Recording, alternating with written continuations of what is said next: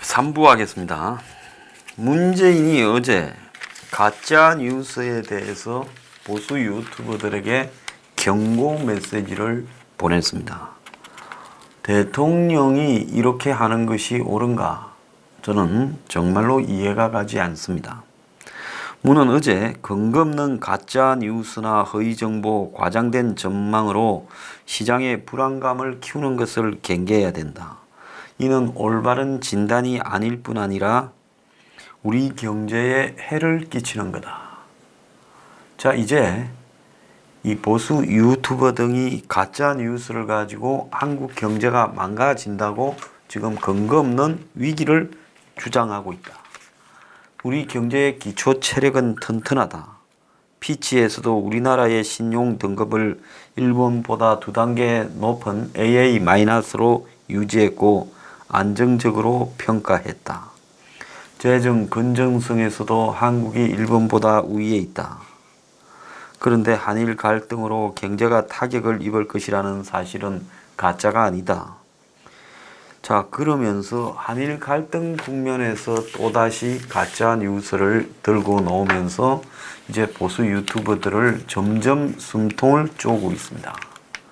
지금 그러지 않아도 한상혁이라고 방통위원장에 내정된 변호사가 그야말로 보수 언론들을 두들겨 잡는 민원연의 공동대표이자 MBC 등의 소송을 대신해오던 사람이다.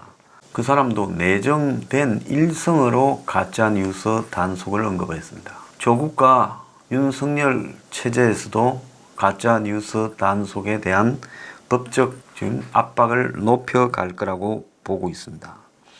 그래서 문은 유튜버 등을 통해서 확산되고 있는 그런 이 수출 규제에 따른 경제 위기론 대두를 언급한 걸로 보이는데요. 청와대 대변인은 일본이 수출 규제한 불화수소가 북한으로 가서 독가스가 원료가 된다. 일본 여행을 가면 1,000만 원 벌금을 내야 된다라는 내용의 다양한 가짜 뉴스들이 국민들에게 전달되고 있는 것 같아. 이렇게 말을 하고 청와대는 이런 가짜 뉴스들이 보수 성향 유튜버들에게 확산되고 있는 그래서 국민들의 여론 형성에 영향을 미치고 있다고 인식하고 가짜 뉴스는 표현의 자유 밖에 있다. 그래서 엄정한 지금 단속을 하겠다 하고 방송위도 지금 조직 차원에서 대응하겠다고 합니다. 자, 조금 결이 다른 이야기지만요. 북한의 정찰 총국이 한국의 암호화폐를 10개를 털었다. 10번이나. 그래서 총 털어간 돈이요. 어마어마하게 털어갔는데 한국에서만 털어간 돈이 지금 792억이다. 근데 이런 거는 왜 대통령으로서 북한에 경고 메시지를 안 보냅니까? 왜 북한이 연일 지금 6번입니까? 5번입니까? 셀 수도 없을 만큼 미사일을 발사하고 새로운 종류의 미사일 실험을 하고 있는데 경고를 안 합니까? 문한테 만만한 것은 대한민국에 있는 그야말로 보수 진영의 이 농객들이고 문한테 제일 어려운 것은 북한입니까? 지금 MBC가 제 명예를 훼손했는데 가짜 뉴스를 전파한 MBC는 왜 언급하지 않습니까? 자, 옛날에 가짜 뉴스의 기원으로 가자면 단순 교통사고를 가지고 반미로 몰고 간 효선 미선 장갑차 사건, 또 강우병, 뭡니까? 내송송 이야기를 했잖아요. 그래서 그런 이야기들이 전부 다 대표적인 가짜 뉴스들이 아닙니까? 자, 지난 이 탄핵 국면에서 있었던 촛불 시위에서도 수많은 가짜 뉴스들이 난무했습니다. 이 가짜 뉴스의 원조를 보자 하면 그것은 한국의 좌파가 제일 먼저 시작했고요. 보수 우파들이 보수 유튜브에서 자기 이야기를 한 부분은 불과 한 3년 정도 수준 될 거라고 봅니다. 그런데 여기서 제가 하고 싶은 이야기는요. 보수 우파들도 진실을 통해서 문을 비판해야지 진실이 아닌 대중들을 쉽게 속여가는 그런 자극적인 말로 끌고 가서는 안 된다고 생각합니다. 저 황장수 뉴스 브리핑에 뭐 요즘 젊은 뭐 보수 유튜버들 센 사람들 좀 등장시키라. 전 반대입니다. 왜? 전파하고 언급하는 방식이 저하고 컬러가 다릅니다. 자, 그런 사람들 출연시킬 생각 전혀 없어요.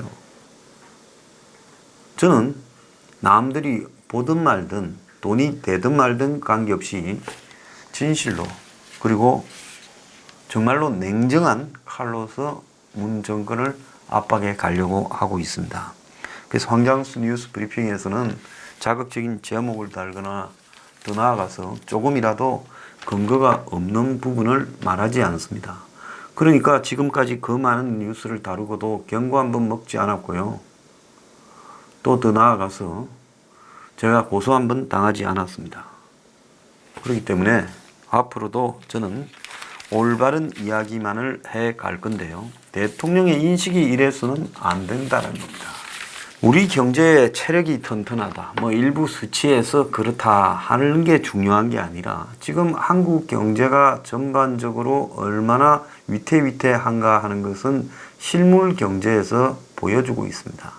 거의 투자되지 않고 있는 것, 소비가 확 줄어들고 있는 것, 수출이 대폭 줄어들고 있는 것, 이런 것들이 보여주고 있고요. 특히 주가 지수에서 한국 경제의 현 상황을 주식 가격이 확연하게 드러내고 있다고 보고 있습니다. 지금 주식하는 사람한테 한번 물어보십시오. 지금 문 정권을 뭐라고 평가하는지요? 그러면 그 사람들이 다 거짓말을 하는 사람입니까? 이해가 가지 않습니다. 자, 그래서 지금 한국 경제가 아주 튼튼하다. 일본보다도 훨씬 낫다.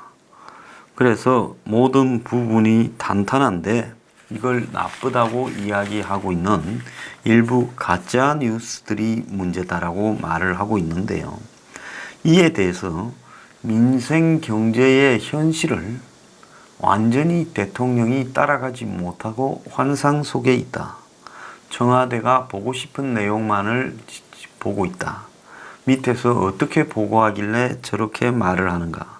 자, 그런데 글로벌 신용평가사들이 한국이 재정 건전성이나 대외 건전성을 안정적으로 관리하고 있다고 평가하는 것과 성장 동력이 전반적으로 무너지는 것과 사이에는 다른 이야기죠. 자, 현재 경제가 당장 내일 무너지는 부분은 아니지만 기본적으로 한국 경제의 현재까지 수치는 위기라는 것들이 없지만 지금 위기가 곧 도래할 수 있는 많은 조짐들이 여기저기서 나타나고 있고 단지 어느 한 곳을 살펴봐도 투자든 수출이든 소비든 어느 한 곳이 멀쩡한 곳이 없고 그리고 한국의 주요 수출 품목이 지금 전부 다 쪼그라들어서 그야말로 돈 잘 버는 효자 품목이 지금 하나도 없어져 가고 있다. 또 내수가 급속히 줄어들어서 이마트 같은 대형 할인 판매점이 지금 매출이 급락하는 상황이 벌어지고 있다. 자, 백화점이 그래 된 거는 오래됐고 이제 이마트 같은 경우에 한국 같은 구조 속에서 어지간하면 매출이 줄어들지 않습니다. 그런데 이마트가 지금 매출이 줄어드는 상황으로 가고 있다. 그래서 그것 하나를 보더라도 한국 경제의 지금 모멘텀이 굉장히 약해지고 있는데 지금 일본과의 싸움이 부가적으로 하지 말아야 될 싸움이 벌어졌고 미중 무역전쟁과 환율전쟁이 있지만 나중에 따로 언급드리겠지만은 홍콩의 저 시도 앞으로 중국이 무력 진압에 나설 경우에 아시아 경제에 블랙 스완이 되어서 아시아 경제를 통째로 날려버릴 수 있다. 이런 우려들이 굉장히 많이 나오고 있습니다. 그러면 대통령이라면 해야 될 이야기가 지금 한간의 경제에 대한 우려하는 시선을 잘 이해하고 있다. 그래서 여러분의 경제가 지금 이 수치상으로 위기는 아니지만은 어려운 상황들이 다 전개되고 있고 어느 한 군데 좋은 데가 없다. 이런 부분들을 잘 정리해 가기 위해서 노력하겠다. 이렇게 말을 해야지 그걸 지정하는 사람들을 가짜 뉴스가 경제 위기를 선동한다고 대통령이 할 이야기냐는 겁니다. 그러니까 대통령이 저런 말을 하니까 방통위원장 된 자가 겁도 없이 그냥 가짜 뉴스 단속을 청문회도 가기 전에 언급하는 일이 벌어지고 있습니다. 미국에 지금 좀 우습게 돼가는 대통령 트럼프가요, 하루에 13번, 짐 928일 동안 12,019번을 거짓말을 했다고 합니다. 자, 그래서 대부분 숫자를 과장하거나 보장되지 않은 성과를 자랑하거나 명백히 가짜 뉴스를 퍼뜨리는 말이었다. 그런데 트럼프의 최근 거짓말 추이는 부쩍 더 늘어나고 있다. 그래서 트럼프가 요즘은 하루에 20건씩의 거짓말을 하고 있다. 그 중에서 5분의 1은 이민자와 관련된 이야기다. 가장 많이 반복된 거짓말, 190번을 한 거짓말이 국경 장벽이 건설되고 있다. 이 말이란 겁니다. 그 다음에 이제 두 번째가 그 외 무역, 미국 경제, 러시아 대선 개입 관련 가짜 뉴스가 각각 10%씩인데요. 두 번째로 많이 하는 거짓말이 미국 경제가 사상 최고의 호황을 누리고 있다. 자, 그렇게 말을 하는데 아이젠하워 때, 존슨 때, 빌 클린턴 때의 성과에 뒤지고 있다. 즉 바닥에 갔다가 좀 회복되는 정도이지 사상 최대의 호황을 누리고 있다라는 증거는 어디에도 없습니다. 자, 이 부분과 관련해서 제가 문에게 하고 싶은 이야기는 트럼프가 자신의 경제가 좋다라고 입에 단듯이 이야기를 하고 있지만 미국에서는 트럼프가 거짓말을 하고 있다고 명확하게 이야기를 할 수 있는 나라입니다. 그런데 한국에서는 트럼프가 거짓말을 하고 있다고 말을 하지 못합니다. 자, 대통령은 힘이 있고 미디어를 장악해 있고 한마디씩만 하면 국민들에게 다 전달되지만은 대통령의 말 속에 문제가 있거나 통치행위에 문제가 있다라고 지적하는 사람의 말은 지금 유튜브 안에서도 노출도 잘 안 되고 어려움이 많습니다. 요즘 황장수 뉴스 브리핑 조회수 꼬라지 한번 보십시오. 뭐 상관없습니다. 제가 무슨 조회수 올리려고 하는 것도 아니고 그놈 올려서 무슨 돈 벌려고 하는 것도 아니니까요. 상관없습니다. 그런데 얼마나 그에 대해서 반대되는 이야기를 하거나 문이 틀린 말을 하고 있다라고 지적하는 사람들의 입장은 열악한가. 그런데 그렇게 열악한 사람의 입장을 대통령이 나서서 가짜 뉴스를 말한다고 이렇게 말을 하면 그게 어떻게 되겠습니까? 대통령이 나와가지고 나머지는 다 가짜 뉴스다. 내가 매일 떠들겠다 하다가 망한 사람이 있습니다. 그게 베네수엘라의 차베스입니다. 매일 아침 저녁으로 제가 번개 생방하듯이 국영방송에 나와가지고 지 이야기를 한번 했다 하면 몇 시간씩도 했습니다. 지금 그 비슷하게 돼가면서 나라 거의 망해가는 데가 하나 있습니다. 멕시코입니다. 오늘 아침 신문에 보면 멕시코 대통령, 이 사람도 완전 좌파죠. 마누엘 로페스 오브라도르. 이 사람은 매일 오전 7시에 생중계 기자회견을 여는데요. 국민의 알 권리를 보장하겠다며 이렇게 하고 있답니다. 취임 이틀 후인 지난해 12월 3일부터 단 하루도 그러지 않고 170회 기자회견을 했다는 겁니다. 그래서 대통령 옆에 내각 장관들까지 배석시켜서 90분 동안 이어지는 기자회견에 장관들도 답을 해야 된다는 겁니다. 그래서 국민은 매일 대통령의 생각을 들을 수 있지만은 기사에는 대통령과 함께 하겠다라는 칭찬만 난무한 댓글이 넘쳐납니다. 자, 그런데 이 기자회견에 언론 장악의 의도가 있다고 월스트리트 저널이 보도했는데 오브라도르는 기자회견 중에 나는 다른 자료를 가지고 있다. 이렇게 말을 자주 쓰는데 기자가 자료를 토대로 정부에 대해 공격을 할 때 그가 자주 쓰는 18번 이 소리랍니다. 근데 자기가 갖고 있다는 자료가 대부분 가짜일 경우가 많다는 겁니다. 질문이 아주 날카로울 때는 엉뚱한 답변으로 뭉개고 또 평균 6번의 거짓말을 하루 평균 이 질문에서 한다는 겁니다.